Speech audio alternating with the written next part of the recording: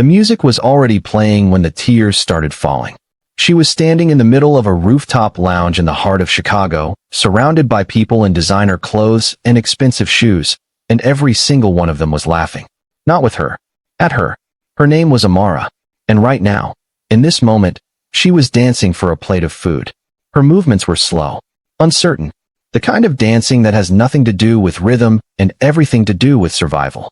Her eyes were fixed on the floor because she could not bring herself to look up, could not bring herself to see their faces, their phones, their smirks. Someone had turned up the music louder. The crowd had formed a loose circle around her, drinks in hand, entertained in the way that people are entertained when someone else's pain becomes their evening's highlight. And Amara kept moving, because stopping meant no food, and she had not eaten in 2 days. If you love stories with real emotion, real justice, and twists you will not see coming, hit subscribe right now, because what is about to happen on that rooftop is only the beginning. But to understand what was really happening in that circle, to understand why this moment was so much bigger than anyone in that room could have possibly known, we need to go back. Not far, just 18 months. Because 18 months ago, Amara did not look like the woman standing in that circle. 18 months ago, she sat at the head of a boardroom table on the 42nd floor of a glass tower in downtown Chicago. Tailored blazer, calm eyes, a presence that made people straighten up in their chairs without her having to say a word. She was the founder and silent majority shareholder of Crestline Capital Group, one of the fastest-growing private investment firms in the Midwest. Built from nothing, built by her hands, her mind, and 15 years of relentless, uncompromising work. She had started Crestline at 24 with a business plan, a laptop, and $40,000 borrowed from a mentorship foundation. By 35, the firm managed over $2 billion in assets. By 37, it had offices in Chicago, Atlanta, and Dubai. Amara did not come from money. She came from discipline. But wealth, she had learned, has a way of attracting people who want to be near it without earning it. And the most dangerous of those people had found their way right into the center of her company. His name was Victor Hale, senior partner, charming, politically connected, and for the past 3 years, quietly, methodically, and with the help of 2 other board members, he had been building a case to push Amara out of her own company. Not because she was failing, because she was succeeding, and he wanted what she had built. The legal battle that followed was brutal and fast. Victor's team moved documents, manipulated shareholder agreements, and froze her access to her own accounts through a series of injunctions that her lawyers described as aggressive even by corporate warfare standards. In the span of 6 weeks, Amara went from controlling one of Chicago's most powerful investment firms to fighting a legal battle that consumed every dollar she had liquid. She moved out of her penthouse apartment. She sold her car. She stayed with a friend for 2 weeks, then in a budget hotel, then in a shelter when the hotel became too expensive. And through all of it, every meeting with her legal team, every sleepless night, every moment of fury and grief, she told almost no one who she really was. Not because she was ashamed, because she was watching. She wanted to see who people really were when they thought she had nothing.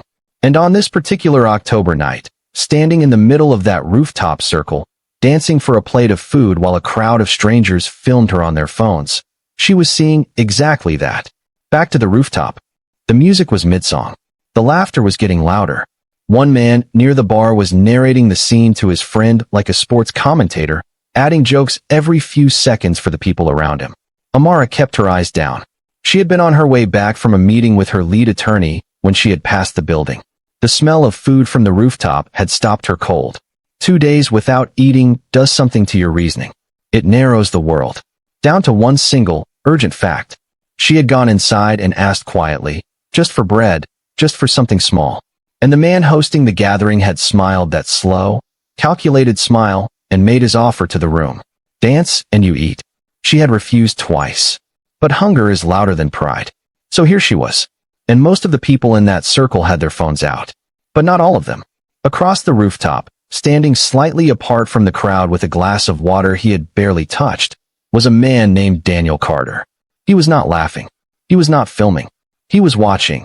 The way you watch something that is making your chest tighten and your jaw lock. The way you watch something that you recognize because you have felt it before in a way most people in this room never have. Daniel was 41. An entrepreneur, yes. Successful, yes.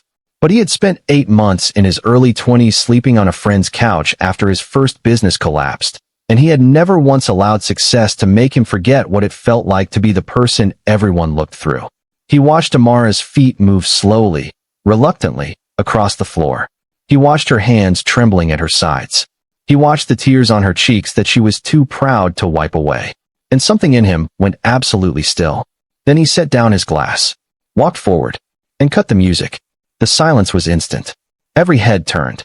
Daniel looked at the man who had started it all, held his gaze for a moment that felt much longer than it was, and said, with quiet, unmistakable clarity, "Is humiliating someone the only way you know how to have fun?" Nobody answered. Nobody laughed. Then he turned to Amara and extended his hand. "You don't have to do this. Come on." She looked at his hand for just a moment. Then she took it. The crowd parted as they walked through.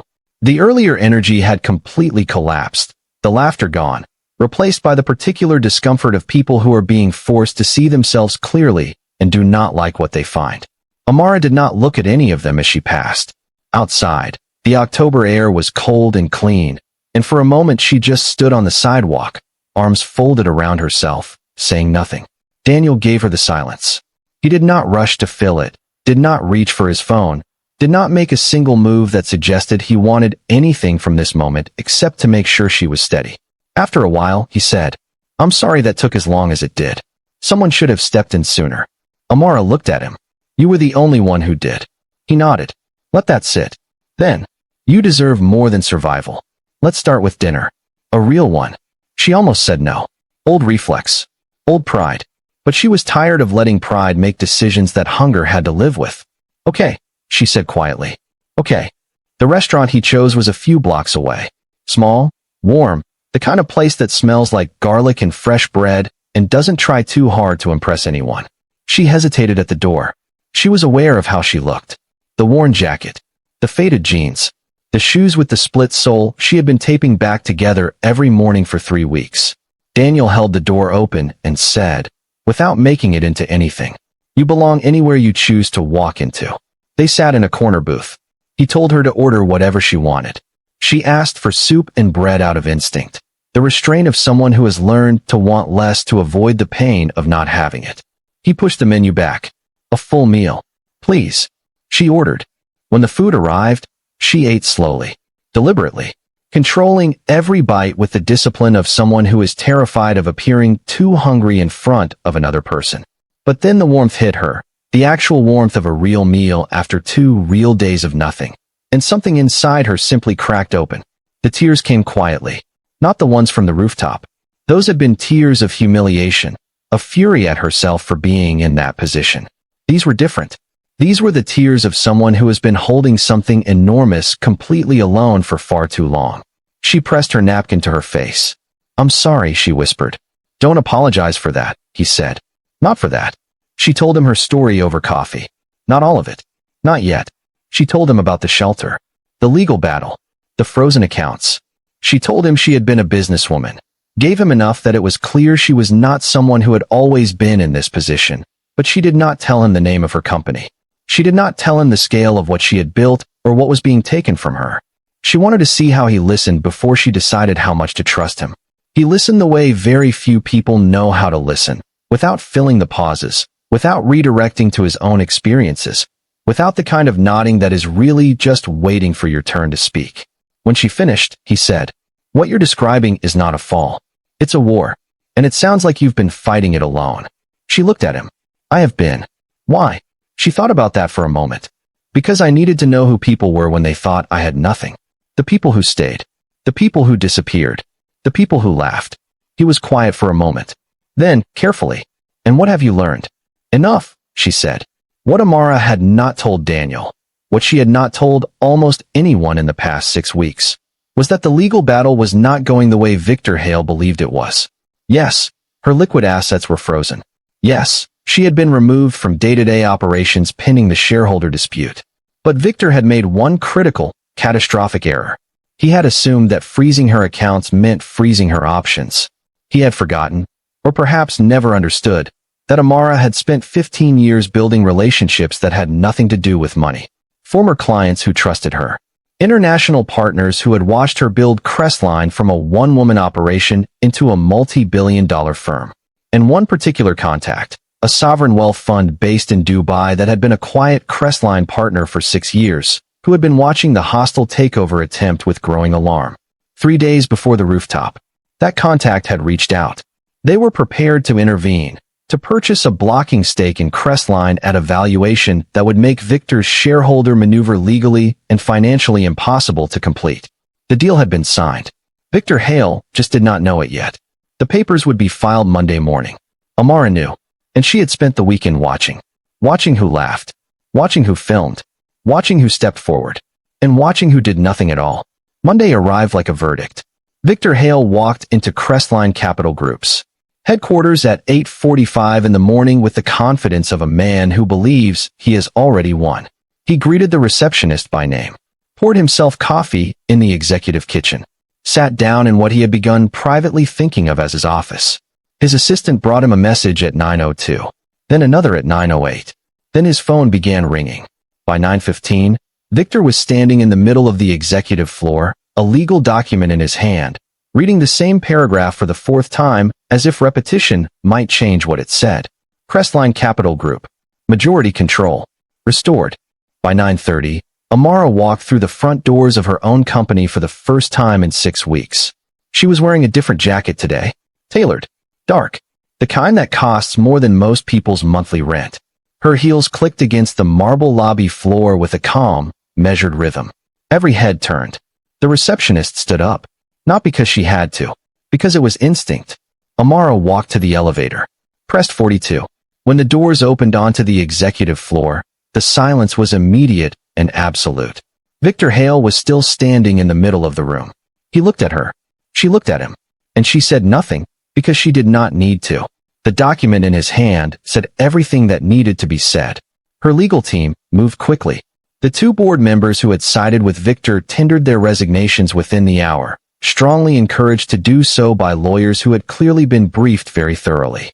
Victor himself was escorted from the building by security at 11:15, carrying a box that seemed, to everyone watching, remarkably small for a man who had believed he was about to own everything. By noon, Amara was sitting at the head of the boardroom table. Same chair, same view. The city spread below her in every direction, indifferent and gleaming. She poured herself a glass of water. Then she allowed herself one long, quiet breath. She called Daniel that afternoon. He answered on the second ring. "I have something to tell you," she said. The conversation that followed was long and honest, and occasionally punctuated by silences that felt, for once, entirely comfortable. She told him everything. The company, the takeover attempt, the Dubai deal, the weekend of watching.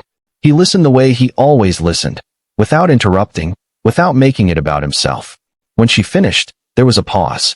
Then, "So the night on the rooftop. I was watching," she said. "I needed to see who people were." Another pause. "And what did you see?" She looked out the window at the city below. "A lot of people who chose to film," she said. "And one person who chose to step forward." She let that sit for a moment. Then, "You have a meeting with me tomorrow morning. 9 o'clock. 42nd floor. Should I be worried?" he said. "Only if you're not interested in the most significant partnership opportunity of your career." She could hear the smile in his voice when he said, "I'll be there at 8:50. As for the people on that rooftop, the videos they had filmed circulated online for several days before someone connected the woman in the clip to the breaking business news story about the dramatic restoration of control at Crestline Capital Group. By that point, the comments on those videos had already turned. The people who had laughed, the man who had made the deal, the ones who had cheered and clapped and held up their phones, they were all visible, named, recognizable. None of them had anything to say. There is no clever ending to offer them. No dramatic confrontation. No scene where Amara stands over them in triumph and delivers a speech. She did not need that, because the most powerful thing she could do to the people who had laughed was to simply continue.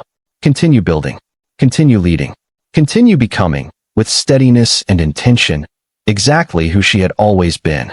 Unbothered. Untouchable. And completely, entirely herself. 6 months later, a journalist writing a profile on Amara's return to Crestline asked her what the lowest point had been. She thought about it for a moment. "There was a night," she said, when I stood in a circle of strangers and danced for a meal. The journalist leaned forward. What kept you going through something like that? Amara was quiet for a moment. Then, I knew who I was. They didn't. She paused. That has always been enough. The people who laughed thought they were watching someone at their lowest. What they were actually watching was someone at their most dangerous. Because there is nothing more powerful in this world than a person who has been underestimated, who knows exactly who they are, who is simply waiting for the moment to remind everyone else. Remember that the next time you look at someone and decide they are beneath your attention, you have absolutely no idea who is standing in front of you, and neither did they.